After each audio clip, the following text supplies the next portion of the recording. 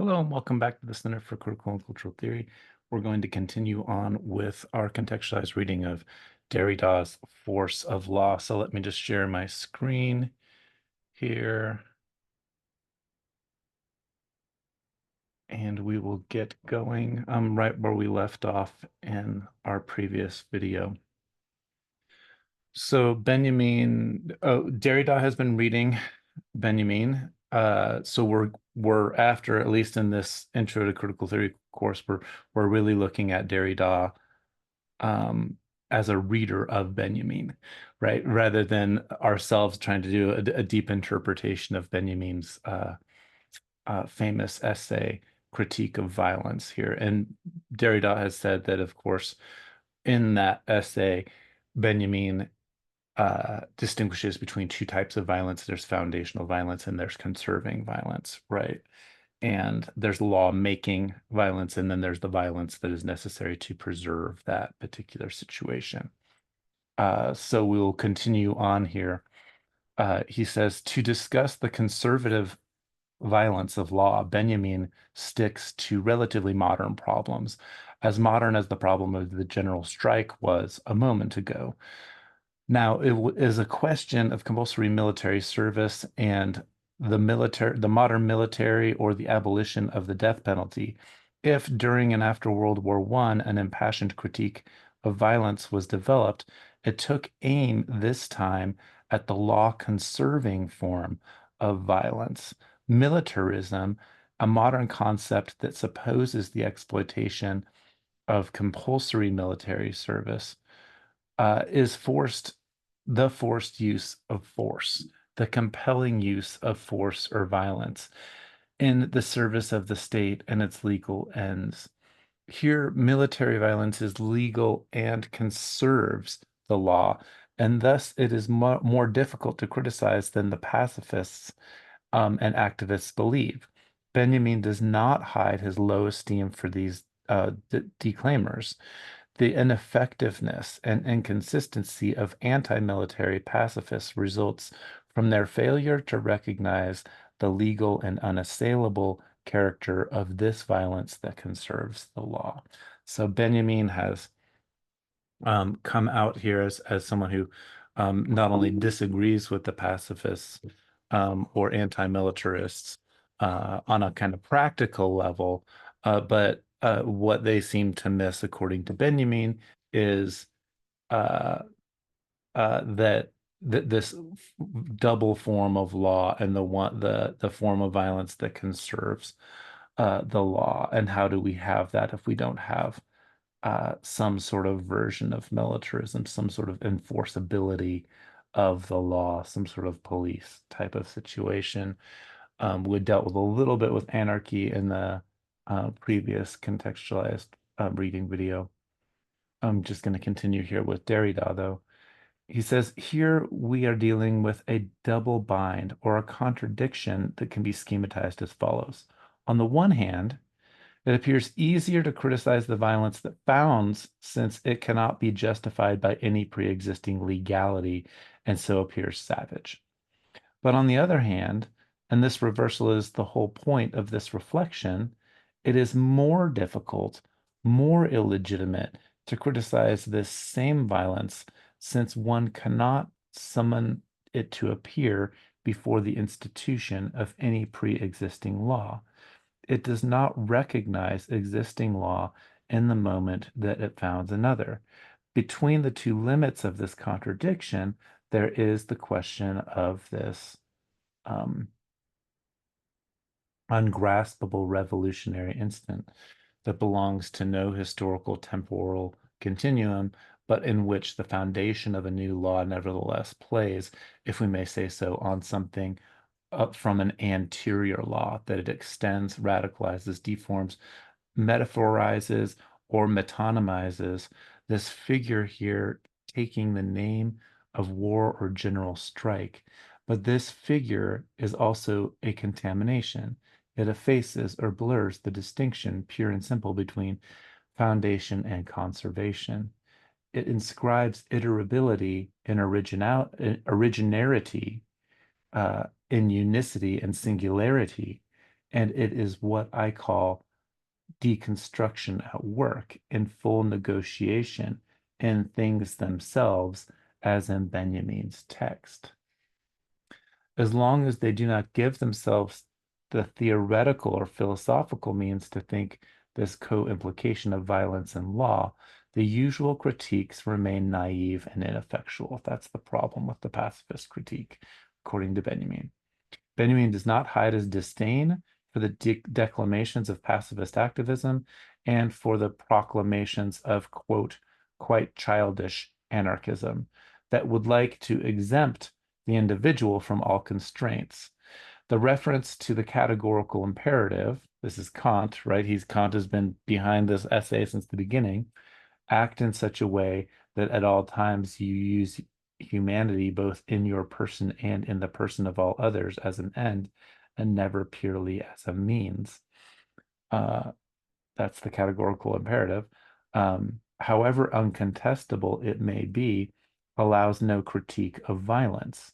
Law, and its very violence, claims to recognize and defend said humanity as its end in the person of each individual. And so a purely moral critique of violence is as just unjustified as it is impotent.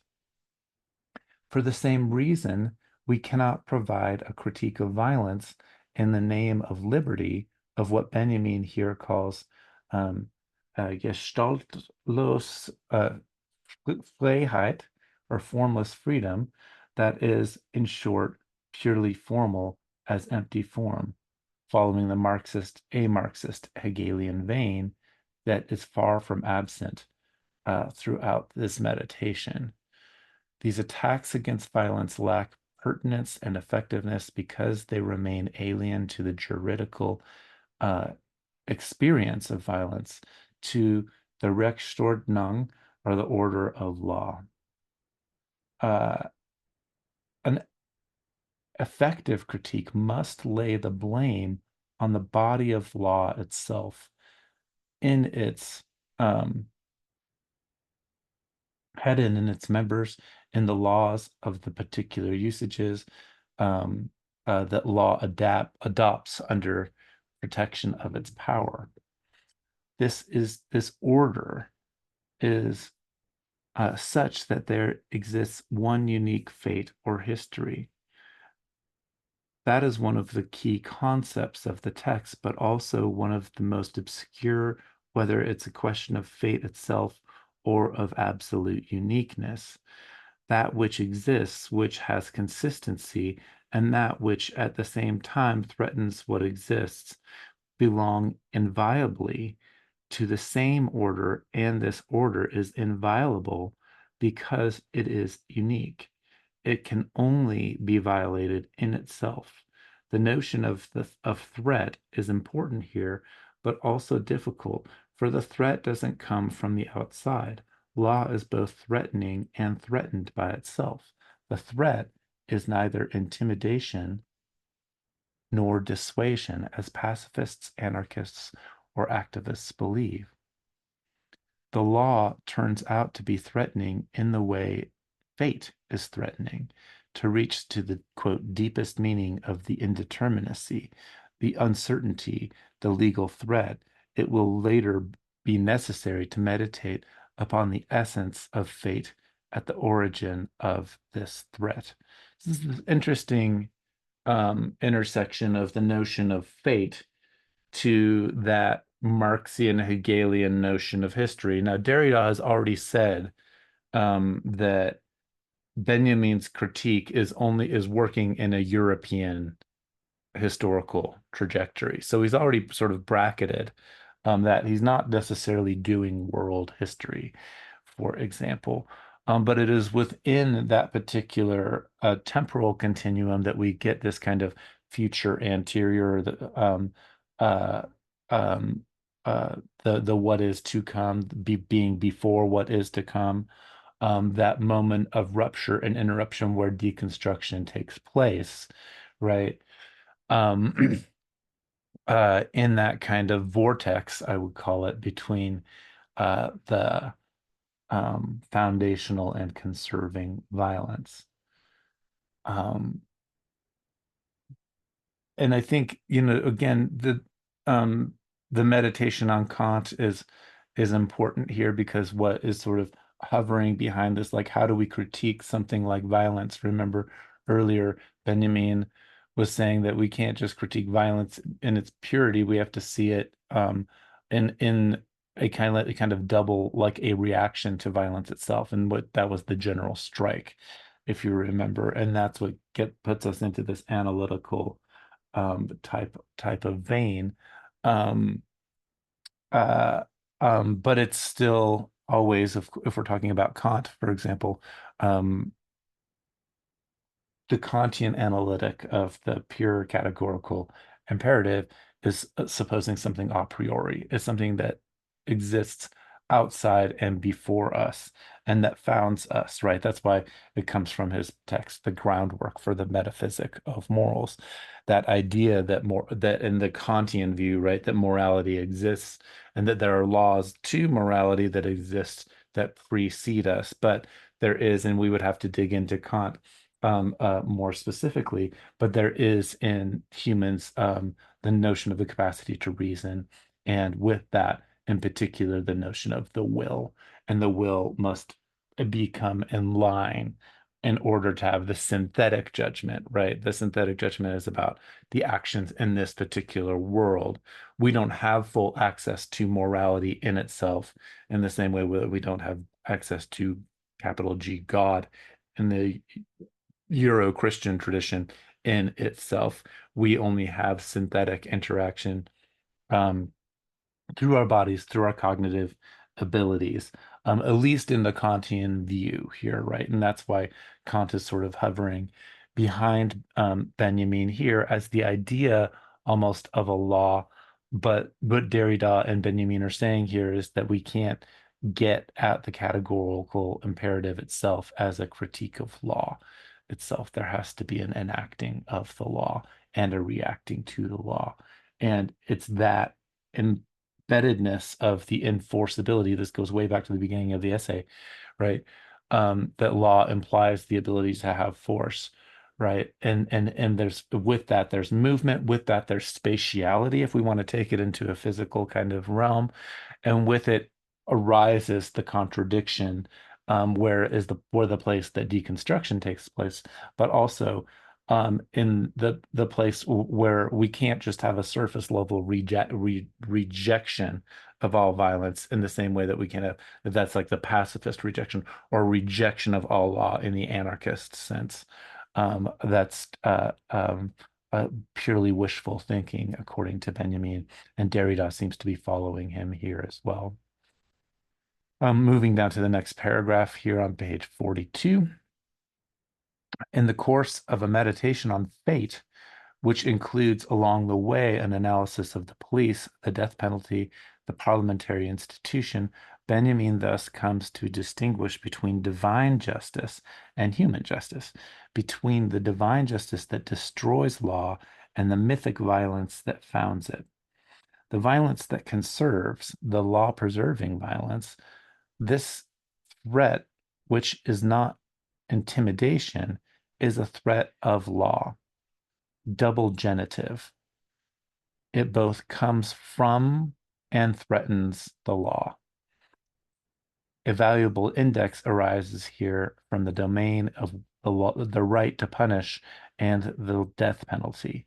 Benjamin seems to think that the arguments against the droit de punir, the right to punish, and notably against the death penalty are superficial and not by accident, for they do not admit an axiom essential to the definition of law,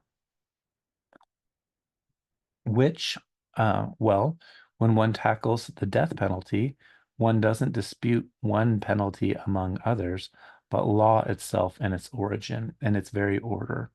If the origin of law is a violent positioning, the latter manifests itself in the purest fashion when violence is absolute, that is to say, when it touches on the right to life and death.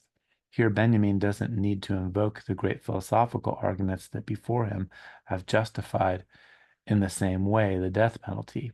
from Kant or Hegel, for example, against the early opponents like Beccaria. If the legal system fully manifests itself in the possibility of the death penalty, to abolish the penalty is not to touch upon one dispositif among others, it is to disavow the very principle of law. And that is to confirm, says Benjamin, that there is something rotten at the core, at the heart of law. This came up in the earlier video, right? The death penalty bears witness, it must bear witness to the fact that law is a violence contrary to nature. But what today bears witness in even one more spectral way in mixing the two forms of violence, conserving and founding, is the modern institution of the police. So again, just to remind us that we're reading Benjamin, who's writing in the 1920s. His critique of violence is coming in the wake of World War I and in the failing imposed liberal democracy of the Weimar Republic in Germany. Derrida is talking about this, is doing this interpretation in 1989 after the fall of the Berlin Wall as um, the um, big divides that come in the post-war moment of World War II between East and West are sort of crumbling, and there is the possibility for some sort of idea of Europe. Remember, there is no European Union yet. And so here in this moment is where we're turning with Benjamin to the idea of the police. It is this mixture that is spectral, as if one violence haunted the other, though Benjamin doesn't put it this way. That is, that the haunting notion is very much a Derrida kind of thought technique. Um, Benjamin doesn't put it this way in commenting on the double meaning of the word um, Gespenstich. Uh, this absence of a frontier between the two types of violence, this contamination between foundation and conservation is ignoble. It is, he says, the ignominy um, of the police. For today, the police are no longer content to enforce the law and thus to conserve it. They invent it. They publish ordinances. They intervene whenever the legal situation isn't clear to guarantee security. So police violence has exceeded in this particular moment its conservational intent. And this is like, I think, we might think about this if we were to bring this into the 21st century, right? And recent discourse in the United States about police violence, national discussions like Black Lives Matter, for example.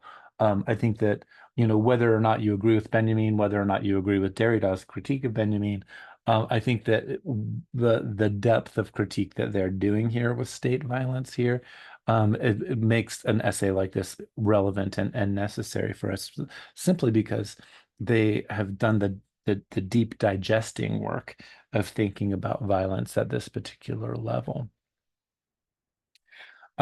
So uh, there are these moments of almost exception, we might call them in the Schmittian sense. And in those moments, the police kind of do whatever they want.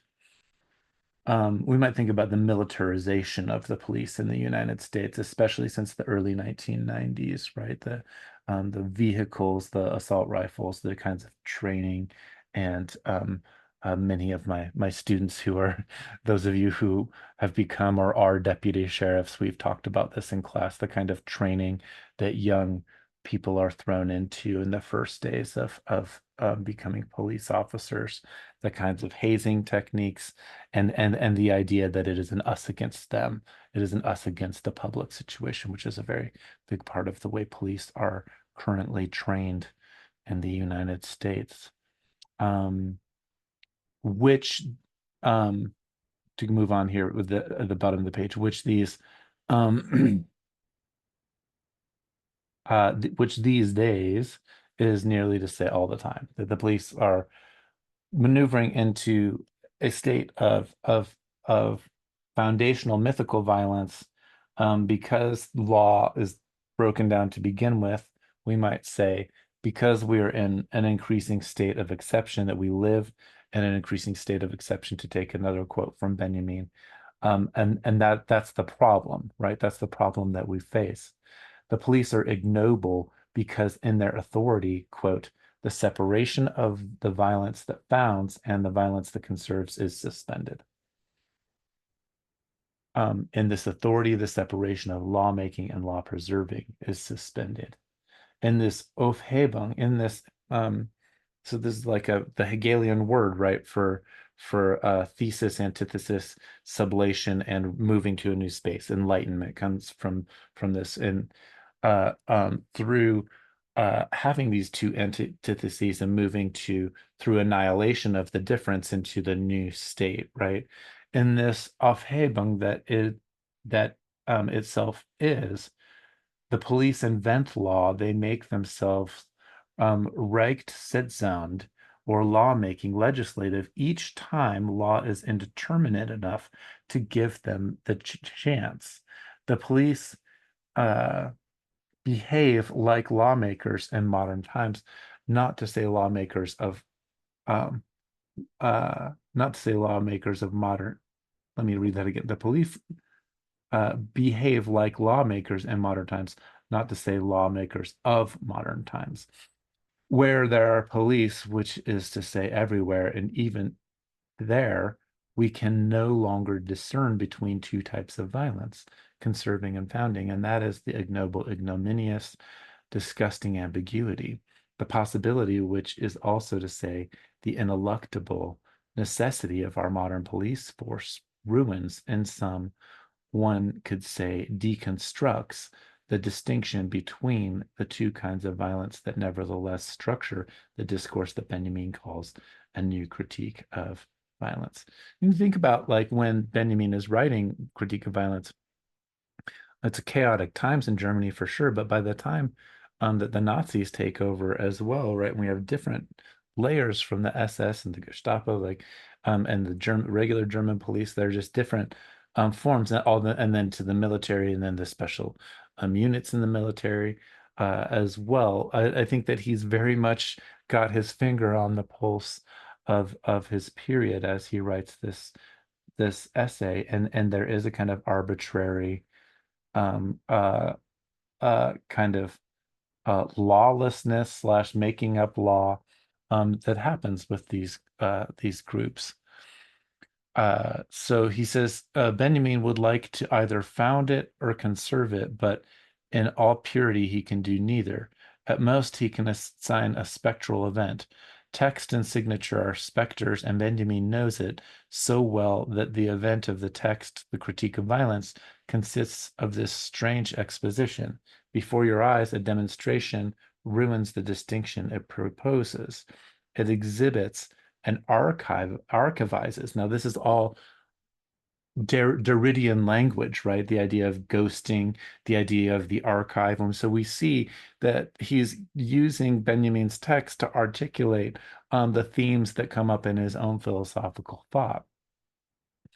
The critique of violence exhibits and archivizes the very moment of its implosion, leaving instead what we call a text, the ghost of a text, itself in the ruins, at once foundation and conservation, accomplishes neither and remains there up to a certain point, for a certain amount of time, readable and unreadable, like the exemplary ruin that singularly warns us of the fate of all texts and all signatures in their relation to law, that is, necessarily in their relation to a certain police force. Such would be, let it be said in passing, the status without statute, the statute without status of a text considered deconstructive, and what remains of it. The text does not escape the law that it states.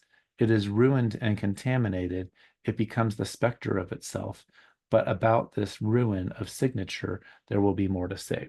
So now we've maneuvered back out of Benjamin into why we have been reading Benjamin in this long essay on deconstruction and the possibility of justice, which Derrida's particular essay is, of course, called Force of Law. And why, when we're thinking about all of the kind of thought moves that come with deconstruction, ghosting, iterability, delay, difference, um, the archiving of a particular moment that shows up in the as the anterior that then informs the future that tries to escape it, but that also helps to manifest the future because of a kind of reaction formation. To use a psychoanalytic term there. Um, and that's what we get from an engagement of Benjamin's critique of violence here, right? So we're just like Derrida's popping a little bit out of his own his coverage of Benjamin. He goes on to say that what threatens the rigor of the distinction between these two types of violence is at bottom the paradox of iterability. This is very much deconstruction, right? Iterability requires the origin to repeat itself originarily, to alter itself so as to have the value of origin, that is, to conserve itself. Right away, there are police, and the police legislate, not content to enforce a law that would have had no force before the police. This iterability inscribes the conservation in the essential structure of foundation. This law or general necessity is not a modern phenomenon. It has an a priori worth, even if Benjamin is right to give examples that are irreducibly modern in their specificity. Rigorously speaking, iterability precludes the possibility um, of pure and great founders, initiators, and lawmakers, great poets, thinkers, men of state, in the sense of that Heidegger will mean in 1935, following an analogous schema concerning the fatal sacrifice of these founders. So that's an aside that I think that Derrida gives here, but it's an important aside because it tells us that Derrida is thinking about Heidegger at the same time that he's been thinking about Benjamin here as well. And of course, Heidegger's support for Nazism is in the background there as well. Um, he goes on, he says, I don't see ruin as a negative thing. First of all, it's clearly not a thing. And then I would love to write, maybe with or following Benjamin, maybe against Benjamin, a short treatise on love of ruins. What else is there to love anyway? One cannot love a monument, a work of architecture, an institution as such, except in the experience itself, precarious in its fragility. It hasn't always been there. It will not always be there. It is finite. And for this reason, I love it as mortal through its birth and its death, through the ghost or the silhouette of its ruin, of my ruin, which it already is or already prefigures. How can we love except in this finitude? Where else do we where else would the right to love, indeed the love of right, come from? Now, this paragraph is really important. If we go back to that last sentence, that the aside where Heidegger is mentioned here, we know that Derrida is thinking about Heidegger, and he's popped briefly into Heidegger's being and time. And in Heidegger's being and time, he talks about the structure of human life as being characterized as a being toward death, right? That we are a species who know our own finitude. We don't know necessarily when we will die, right? This is existential phenomenology 101. Um, we don't necessarily know when we will die, but we know that we will die. And so the question of our own death is what puts us into a structure of care.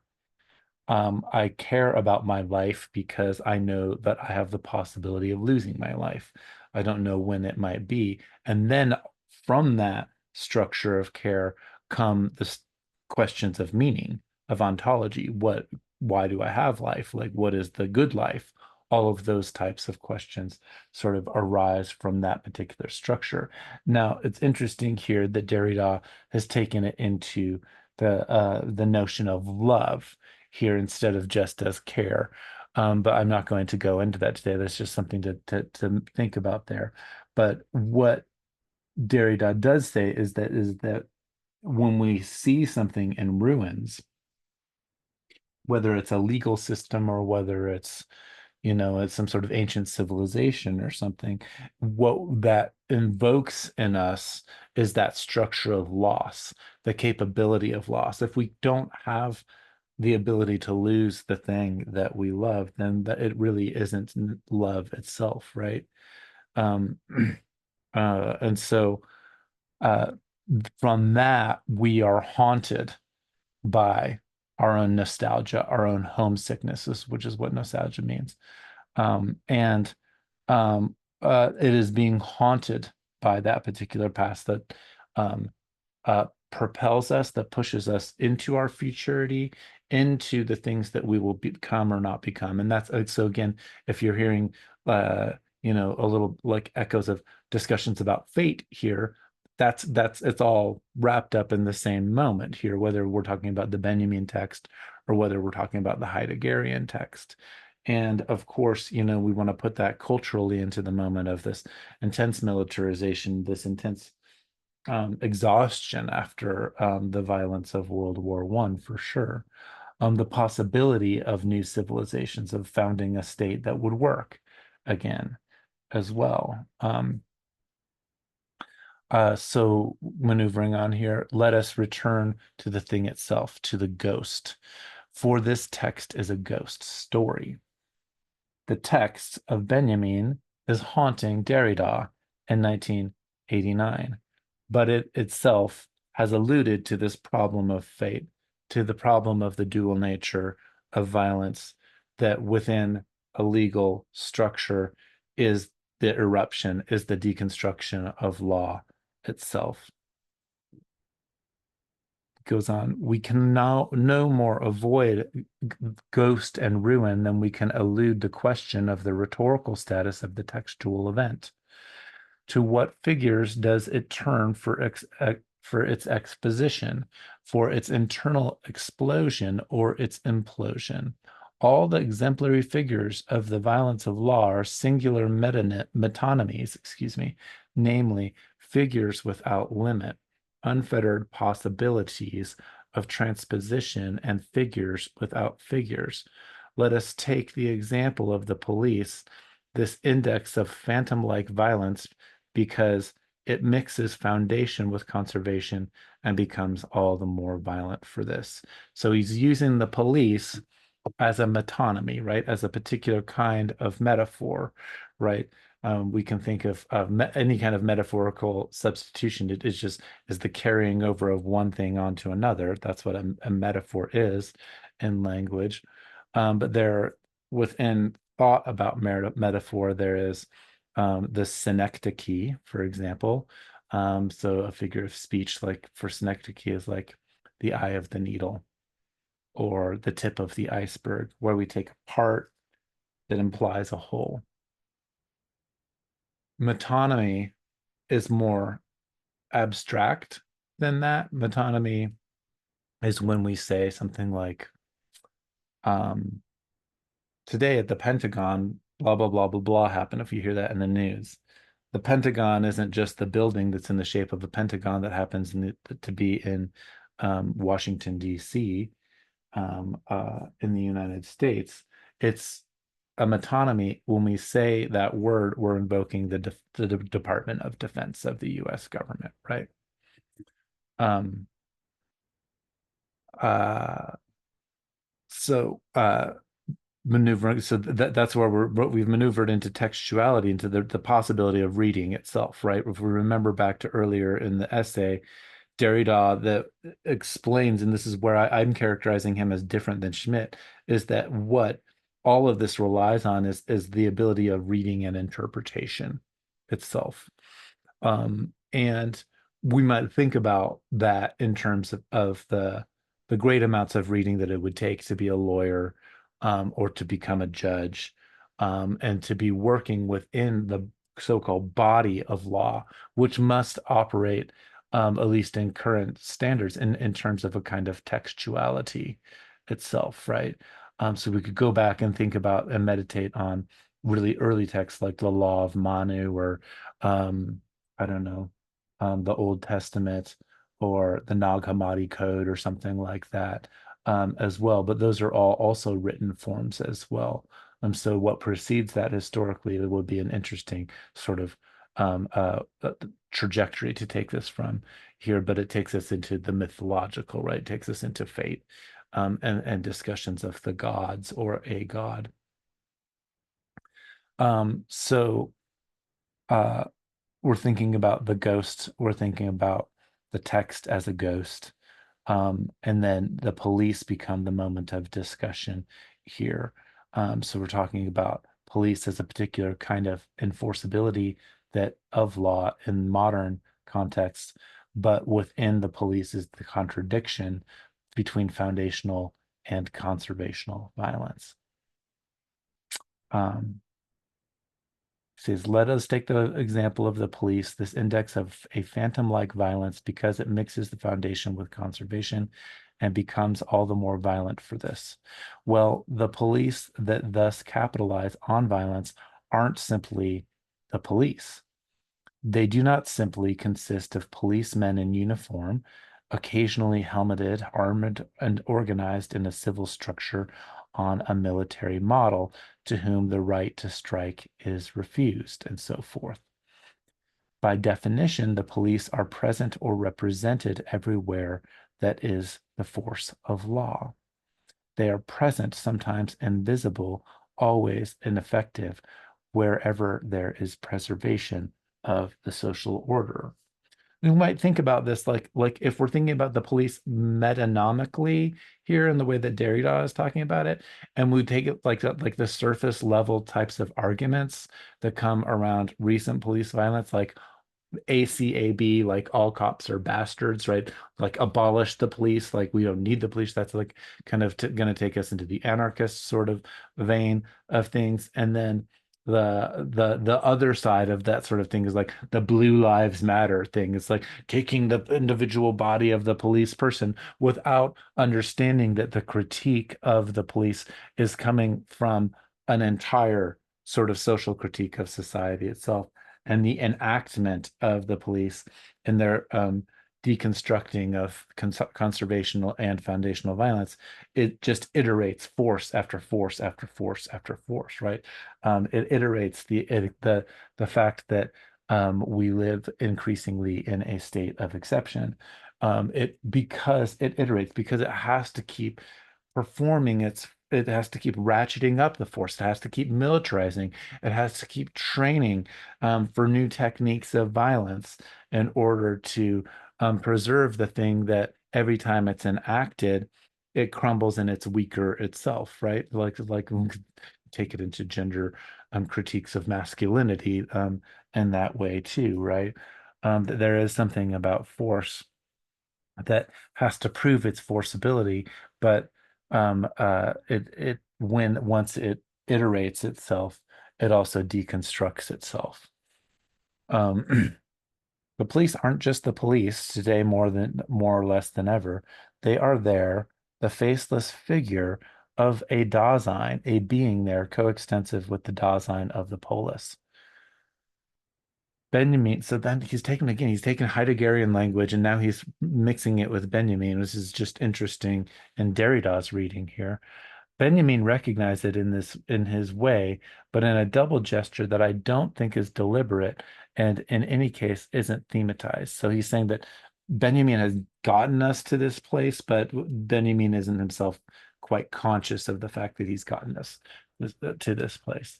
Probably that's why I think that Derrida is drawing on Heidegger, for example. He never Benjamin never gives up on trying to contain in a pair of concepts and to bring back down two distinctions, the very thing that incessantly exceeds them and surpasses them. In this way, he admits that the problem with the police is that they are a faceless figure, a violence without a form. As such, they are ungraspable in every way. In so-called civilized states, the specter of its ghostly apparition is all pervasive. Um, let's see, I'm just losing my place here. Um, yes, okay, so and he uses a German term there.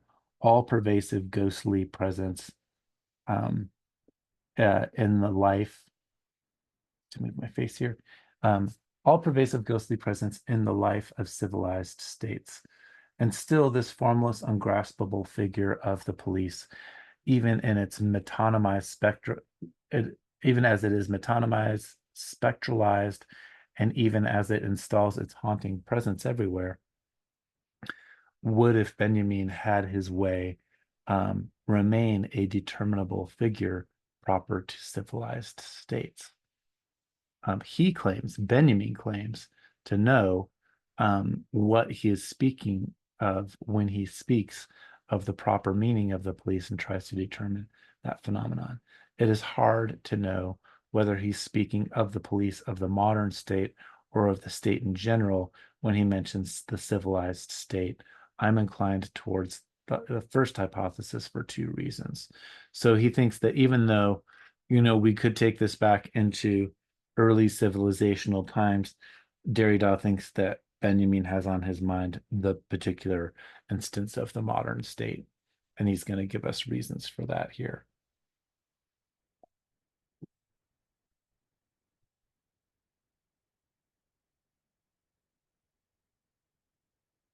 Benjamin selects modern examples of violence, for example, that of the general strike and the problem of the death penalty. So that's one reason why we have to be thinking that Benjamin is talking about modern police violence. Earlier on, he speaks not only of the civilized states, but of another, quote, institution of the modern state, the police. It is the modern police and political, technical, modern situations that have to led to produce the law that they are only supposed to enforce.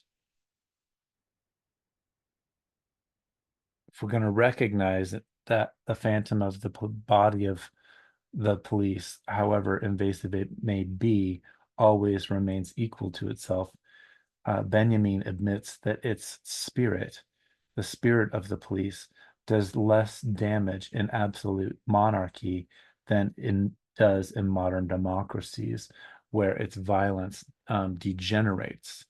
There's something about liberal democracies that creates police departments that need to be militarized itself, that needs to enact and iterate its ability to produce violence. Um, uh, and so I think again, we think about where like Carl Schmitt was praising Benjamin for this essay. This would be one of those moments, right? Where Carl Schmitt, the conservative Catholic jurist, would say, yes, Benjamin is right that if we have a strong sovereign, they're going to be able to control the police force because they're going to have more of a direct control. The police will know that they're working in the name of that particular sovereign. But when we have a weak sovereign or an empty throne sovereign, as we have in something like liberal democracy, then the police end up over time um, uh, uh, coming to try to just do things for themselves. They must make the decision themselves. And this, like, we could take it out of the police and we could put it into any sort of action movie in the past 20 years in the United States, right? Or action TV shows like 24, where like the all of the shows where somebody is doesn't have time because the nuclear clock is counting down or something's going to happen. So they must torture somebody, right? Despite the fact that torture is against the law. So this is, of course, something that our like media and our culture in the United States has been dealing with the violence of living in uh, a country that left the International Criminal Court. Um, so that it can impose advanced forms of interrogation on, prisoners at Guantanamo Bay who are not defined as being human. We're going to get into all of this stuff with Agamben after this stuff. But I think that it's all right here in Benjamin and Derrida's interpretation as well, right? So we will see Agamben as an extension of this discussion going on in critical theory.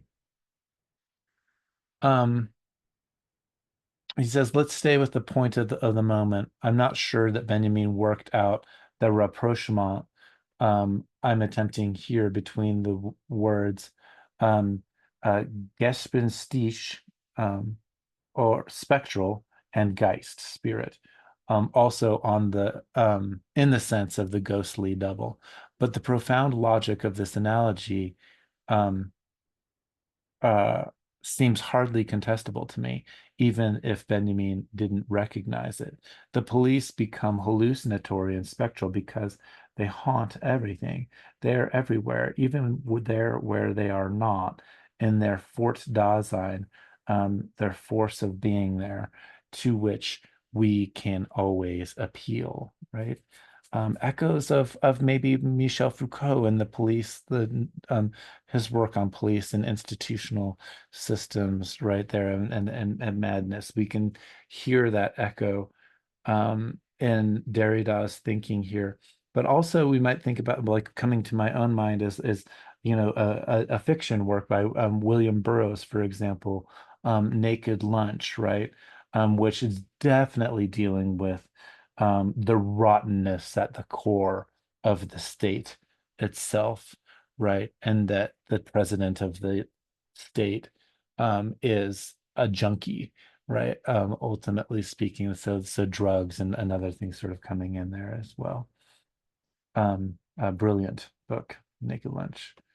Uh, so moving on here, their presence is not present. The police's presence is not present any more than any presence is present, as Heidegger reminds us, but the presence of their spectral double knows no boundaries, almost like it becomes part of our habitude, to use Bourdieu's term, right? That like we have the idea and the fantasy of the police. I'm better not do that. I'm going to get caught. That conducts our own behavior, right? That's why, of course, Foucault's uh, theme for this is going to be governmentality, right? That's not a language that Derrida is using, but Derrida is very much a contemporary of Foucault, who unfortunately died about 5 years before this particular talk. Um, so it's in keeping with the logic of the critique of violence to note that anything having to do with violence of droit or law, here police themselves, is not natural but spiritual. There is a spirit both in the sense of the spectre and in the sense of the life that exalts itself through deaths precisely by means of the possibility of the death penalty above natural and biological life. The police bear witness to this. Here I shall invoke a passage from uh, Ursprung der deutschen Trauerspiel. That's the Benjamin's dissertation, right? Habilitation um, in European universities are different than the Americans. Um, uh, where the passage from the Origins of German Tragic Drama, which is the translation for that text, um, that speaks of Geist or spirit as the capacity to exercise dictatorship.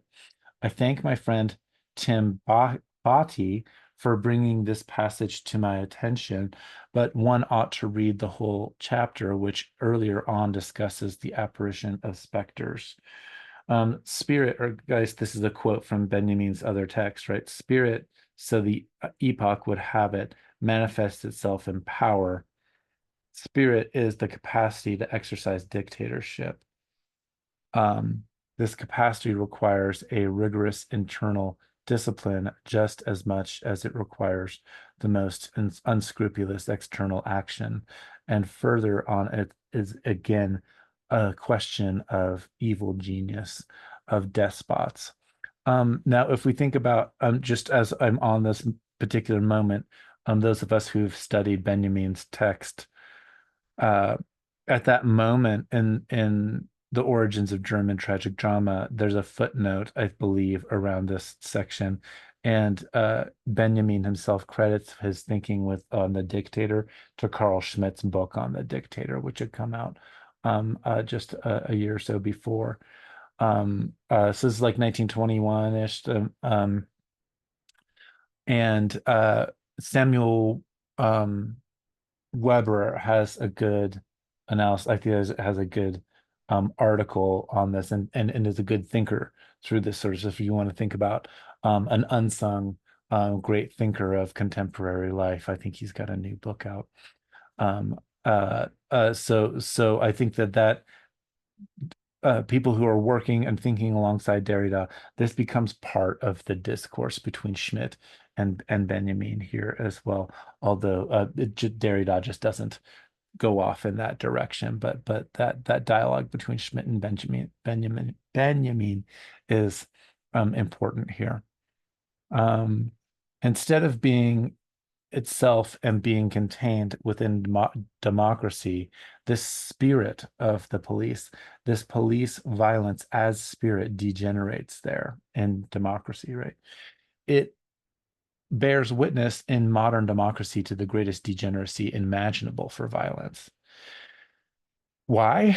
In absolute monarchy, legislative and executive powers are united.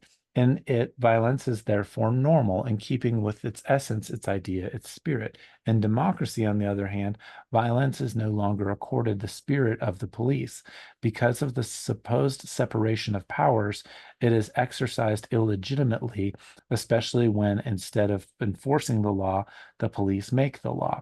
We can think about that anytime, like a person is wrongfully shot dead, right? Like we're thinking about like movements like discussions around the racialized violence towards young black men and I mean black people in general, but especially young black men.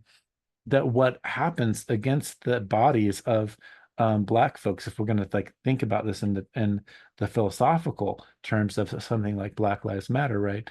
Um, what happens is that the black body ends up becoming the site of the inaction of the police violence that has no distinction between conservational and foundational violence, right?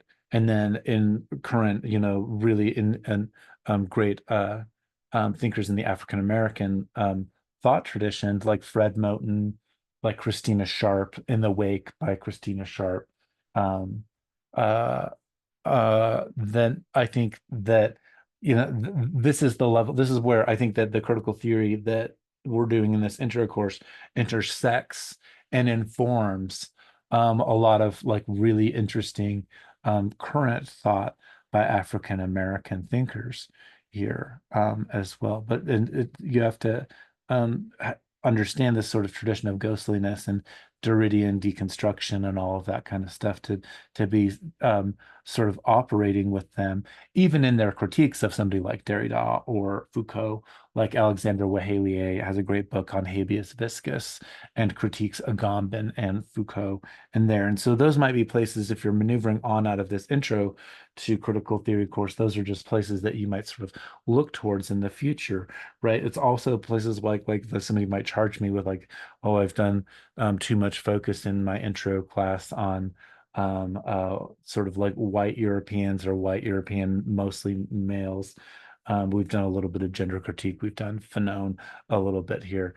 So it hasn't been completely that, but the charges that come from liberal inclusivity culture as well here. So there might be some ways to critique that as well. Um, if I'm going to just step out and think about how rich all of this essay is in the way that it shows up in contemporary thinking. And I do think that the rigor of reading this earlier stuff helps us understand that what's at stake in contemporary thinkers uh, um, uh, is so much more developed than the outright demonizing of something like critical race theory, right? That we see in the most surface level types of arguments, or the Blue Lives Matter types of arguments. that show up that just that they don't touch any of the depth that we have in this tradition here, which is far from being purely relativistic, right? I think that there's a lot of glue and a lot of intertextual discourse going on. There's a lot of that ghostliness of the early text informing where Derrida is, informing where Samuel Weber is, informing where the Telos Journal is in the the 1980s and early 1990s, and the whole discussion about Carl Schmitt that sometimes liberal philosophers like Shayla Ben Habib, who I took a mini seminar with once, she couldn't understand as a liberal thinker why are people even fascinated with Carl Schmitt, right? Why are they even talking about it? But people who've worked in the critical theory tradition through the post-structuralist and deconstructionist tradition, what is going on is at a deep level a discussion of law, the foundations of law, the critique of violence, um, uh, and the how this operates in terms of democracy, right? And if democracy and liberal democracy has won, if we've reached at this about the same time that this essay of Derrida's is being produced, the first essay and then the book, The End of History and the Last Man by Francis Fukuyama, right? If we're really reaching that moment where liberal democracy has won and there is no alternative to capitalism, um, then what comes with democracy is the excessive militarization of a police force. And we see that, again, by the 1990s, we see it with the Clinton administration and the escalation of militarization of the police. The war on drugs becomes a ruse for this kind of violence, right? Crack and cocaine in African American communities being used by the CIA, all of that sort of stuff is happening at this particular moment that Derrida is addressing these fellow legal scholars and thinking about this in the cultural context. The police of the military industrial complex. Of course, that's President Eisenhower's term, right? From the 1950s. So here, Benjamin indicates the principle of an analysis of police reality in industrial democracies and their military industrial complexes with high computer technology. In absolute monarchy, police violence, terrible as it may be, proves to be what it is and what it ought to be in its spirit, while the police violence of democracies denies its proper principle, making laws surreptitiously, clandestinely.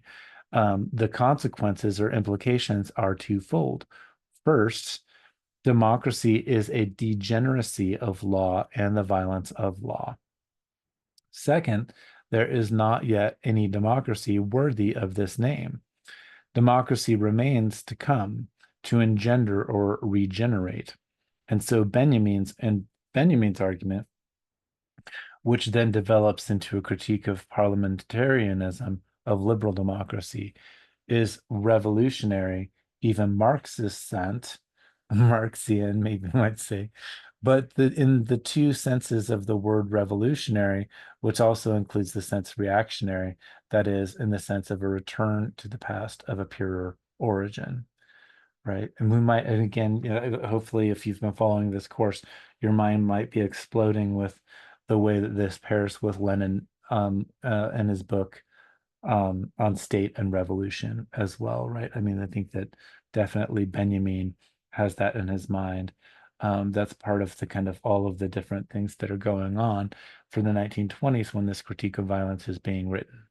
But of course, we're already hearing, the doubling in Derrida's time with the increase in police violence, with the increase of the militarized success of liberal democracy around the world by the time we get to 1989. He says this equivocation is typical enough to have fed many revolutionary discourses on the right and left, particularly between the wars. A critique of degeneracy as critique of parliamentarism powerless to control the police violence that it substitutes itself for it is very much a critique of violence on the basis of a philosophy of history, a putting into archaeoteleological, indeed archaeoeschatological perspective that deciphers the history of law as decay since its origin. The analogy with the Schmittian or Heideggerian schemas does not need to be spelled out. This triangle could be illustrated by a correspondence, I mean the epistolary correspondence that links these three thinkers, Schmidt, Benjamin, Heidegger, Schmidt. Um, and it is still a question of spirit and revolution. So then he turns to today. The basic question would be, what about liberal democracy, or sorry, liberal and parliamentary democracy today in 1989? How, as means all violence founds or preserves law, otherwise it would lose all value. There is no problematic of droit without this violence of means. The result, every juridical contract, every legal contract is founded on violence. There is no contract that does not have violence as both an origin and an outcome. Here, a furtive and elliptical allusion by Benjamin is decisive, as is often the case. The violence that founds or positions law need not be immediately present in the contract. It need not be directly present in it as lawmaking violence, but without being immediately present, it is replaced or represented by the supplement of a substitute. And it is in this difference in the movement that replaces presence, the immediate presence of violence, identifiable as such in traits and its spirit. It is in this differential representativity of the originary violence consigned to oblivion. So let me think of a theme here to discuss this. So again, in my own work, which has been in line with this indigenous thinker, Osage thinker, Tink Tinker, we often talk about concepts of legitimacy or illegitimacy with respect to the nation state of the United States from an indigenous or American Indian perspective, right? And so, from an American Indian perspective, when we look at the way that the land has been treated through contract philosophy and the state, whether we're talking about constitutions, all of that kind of stuff, what there is there's a conversion of land into a commodity fetish of property. And if we look at the ways that the US government denies the ability for Native Americans or American Indians to control land because they declare that they have inherited through the papal treaties of discovery or treaties of donation on the papal bulls of the 1490s, that they claim that after the American Revolution, America inherits those the right to discovery for the rest of the continent, and then it spreads through the Lewis and Clark expedition. All of those these are expeditions of discovery, and we get 1823 Johnson versus McIntosh case that says Indians cannot sell land because it is the United States government that owns all of the land. The Indians only have a right to occupancy, like rabbits and squirrels, as the legislation says. So of course, from a Native American perspective, like this is outright invasion.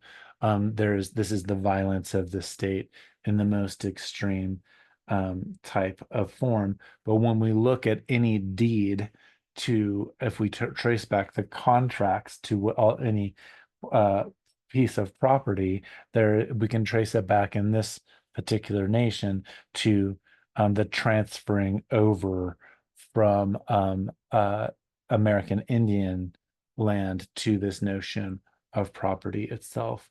And so every time something is bought and sold, property is bought and sold, which happens on a regular basis, it's an iterability of the foundational violence of the United States, which is completely based on a kind of like fictional aspiration to its ability to control the land, and to particularly Euro-Christian claims that it is that the right of the Pope through as God's voice on earth to declare um, lands that are not inhabited by Christian princes to be um, uninhabited, right? Or to can be claimed for Christianity itself.